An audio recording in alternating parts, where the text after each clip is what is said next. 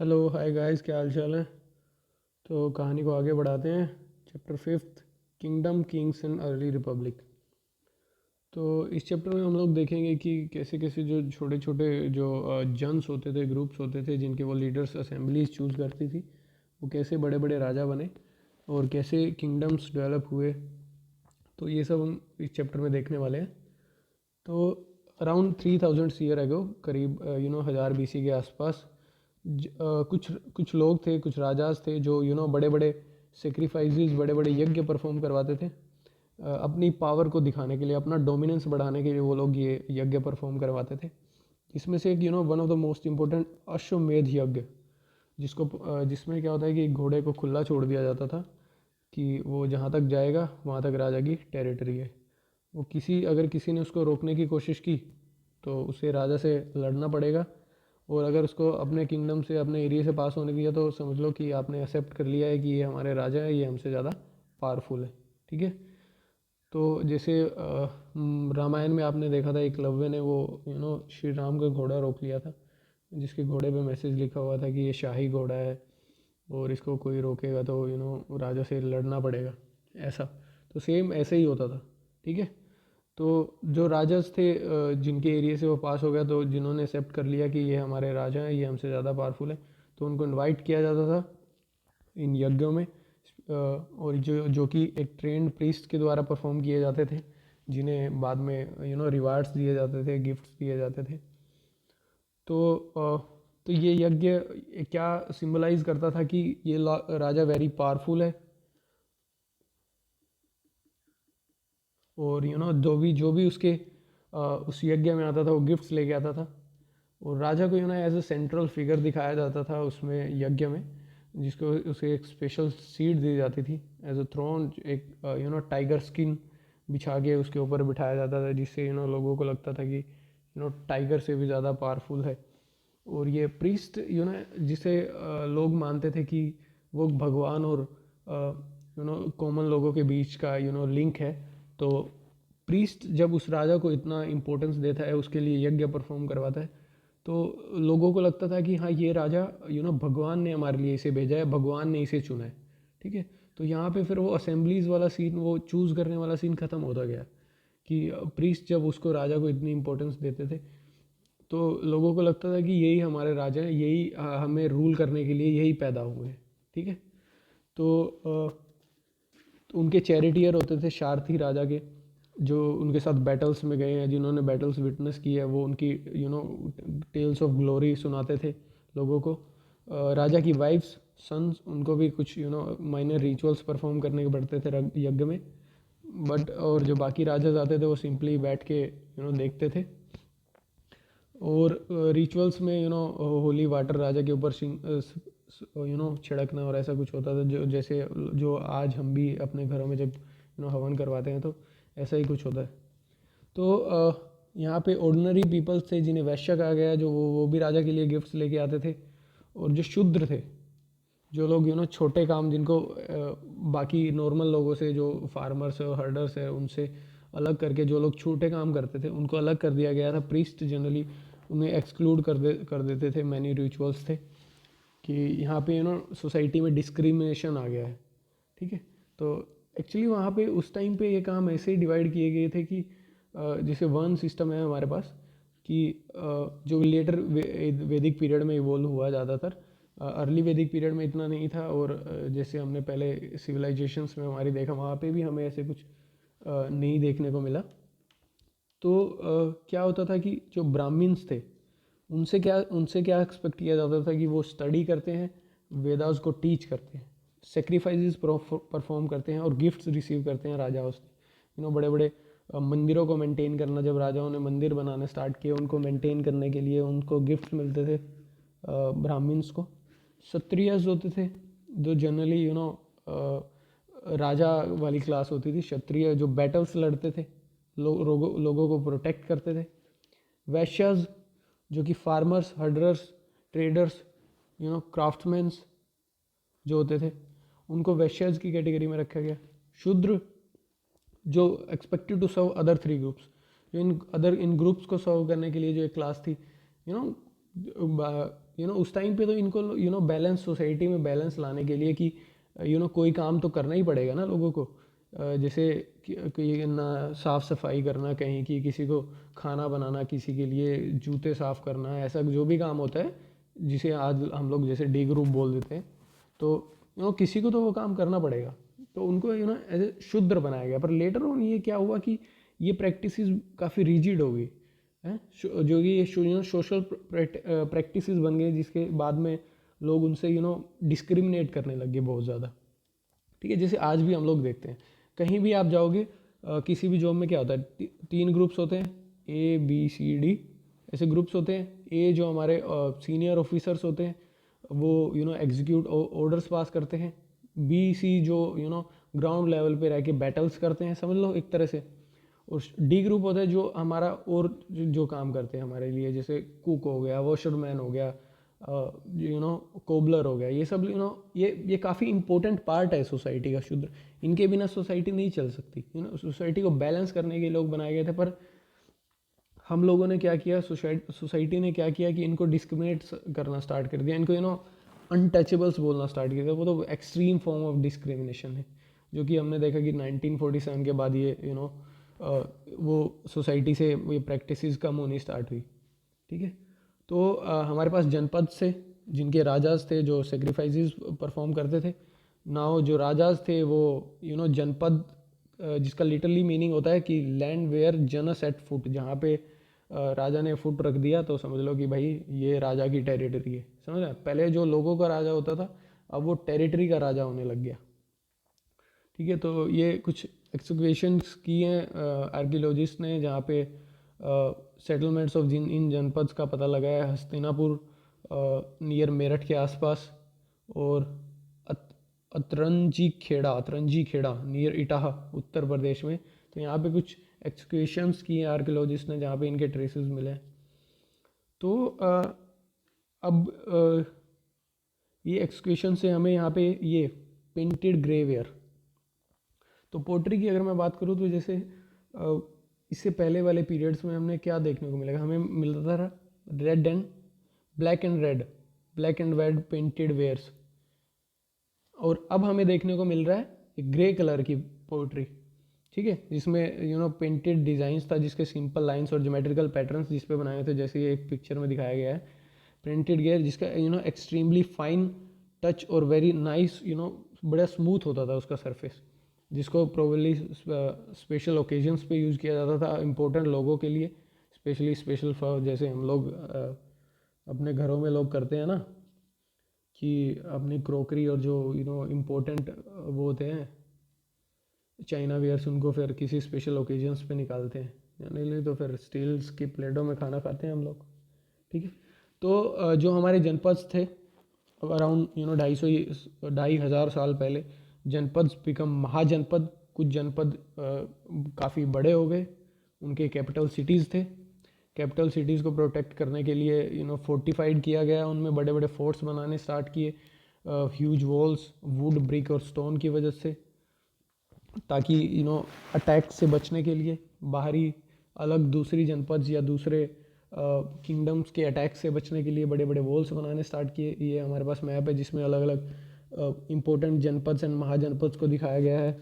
इधर काम्बोज, गांधार, तक्षशिला, कुरु जनपद, पंचाल, कोशला, मगध, जो कि एक इंडियन हिस्ट्री में काफ़ी इम्पोर्टेंट जनपद रहा है, जिसने पूरा course of the history change किया है, जिसके राजाओं ने, जिसके हम लोग हिस्ट्री पढ़ते हैं, अवंती, उज्जैन। ठीक है, तो these are it is also like the some rule I wanted to show how rich and powerful they are, ये दिखाने के लिए कि भी हम कितने रिच एंड पावरफुल हैं। इसलिए भी वो बड़े बड़े फोर्टिफिकेशन करते थे, बड़ी बड़ी दीवार बनाते थे कि भाई राजा उसका इतना बड़ा किला है, मेरा तो उससे 10 गुना बड़ा होगा, तो भाई 10 गुना बड़ा किला बनाओ। ठीक है, जिसके लिए ब्रिक्स यूज़ की जाती थी, स्टोन्स यूज़ किए जाते थे, लेबर यूज़ किया जाता था, thousands of mans and womens को रिसोर्सेज यूज़ किए जाते थे।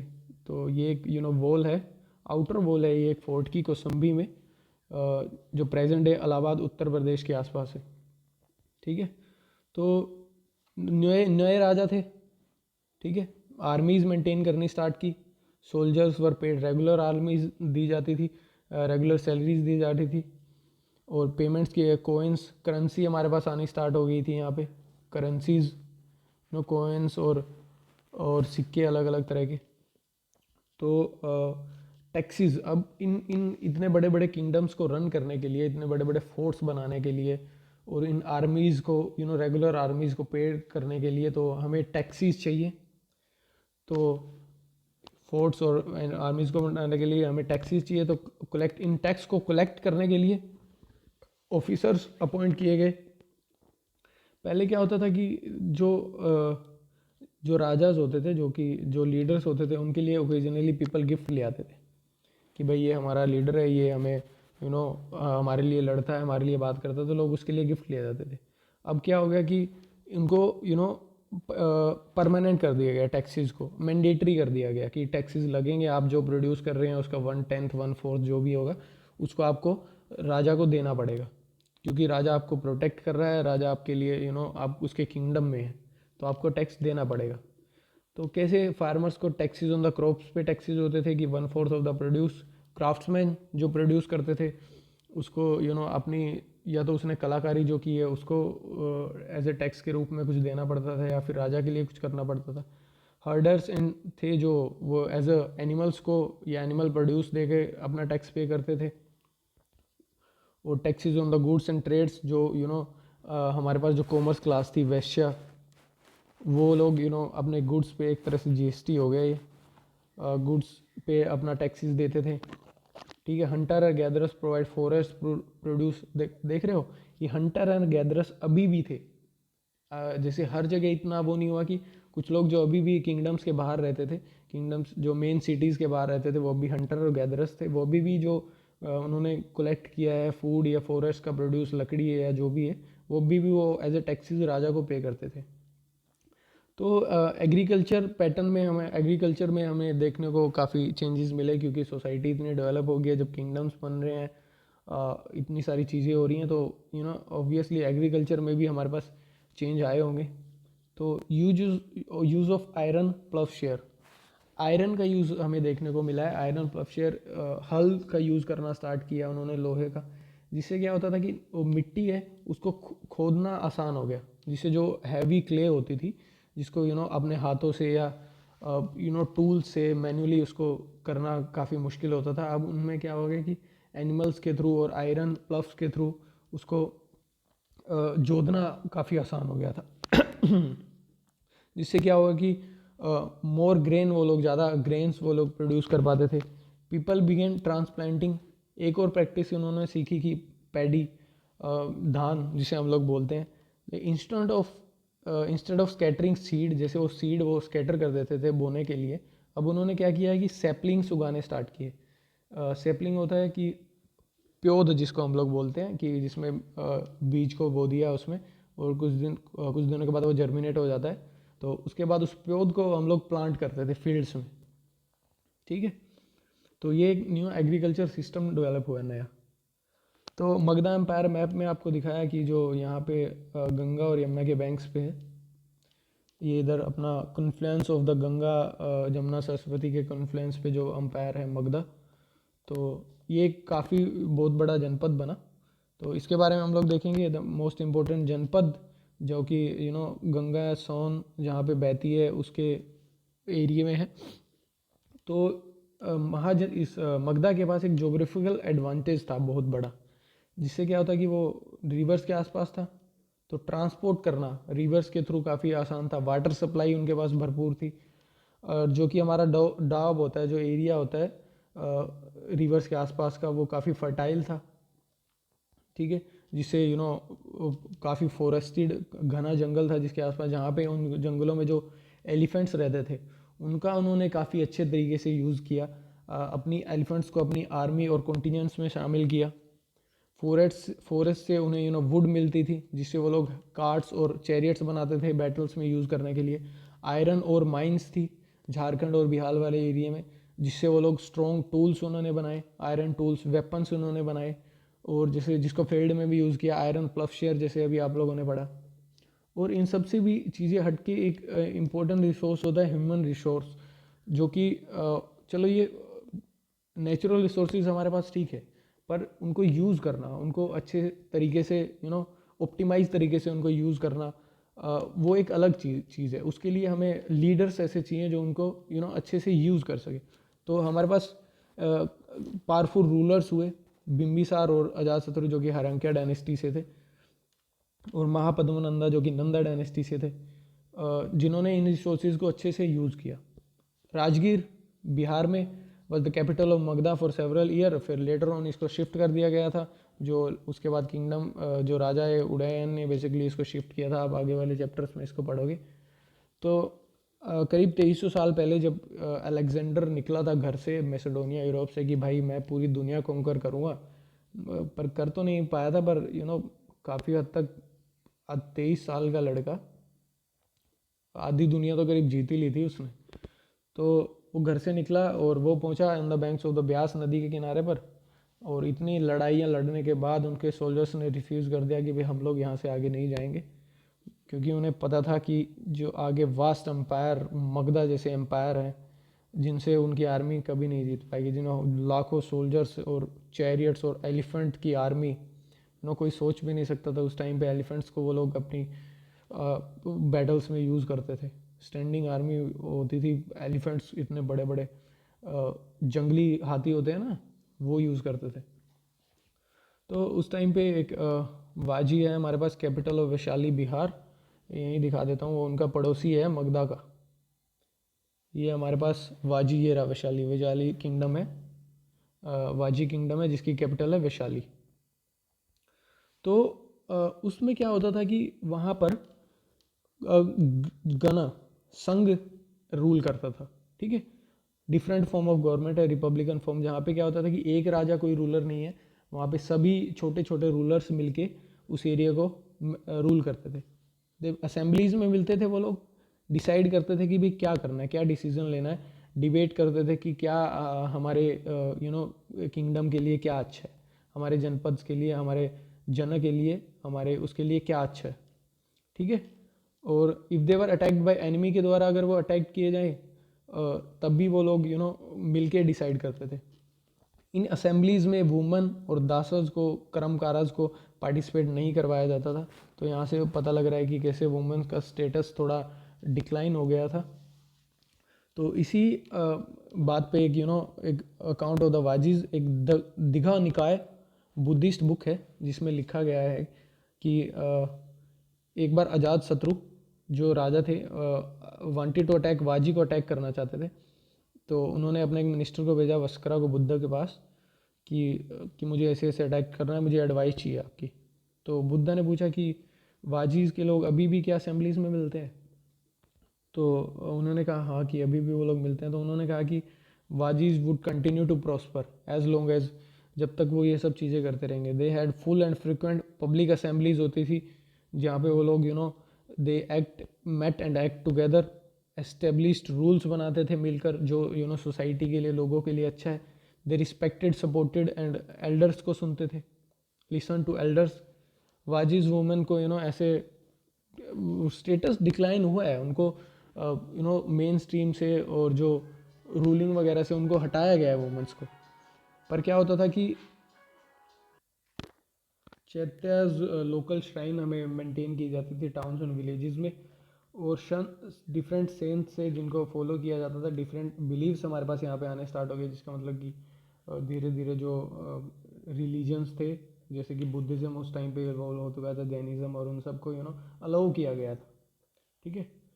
तो राजा जो ट्राई टू कॉन्कर, राजाओं ने इनको कॉन्कर करने की कोशिश की संघ को, पर they continue to lasted for very long time, about 1500 years ago, और लेटर ऑन गुप्ताज ने इन्हें कॉन्कर किया, ठीक है। तो ये था हमारा चैप्टर 6 हिस्ट्री का। तो ठीक है, मिलते हैं आपको नेक्स्ट चैप्टर में। Thank you.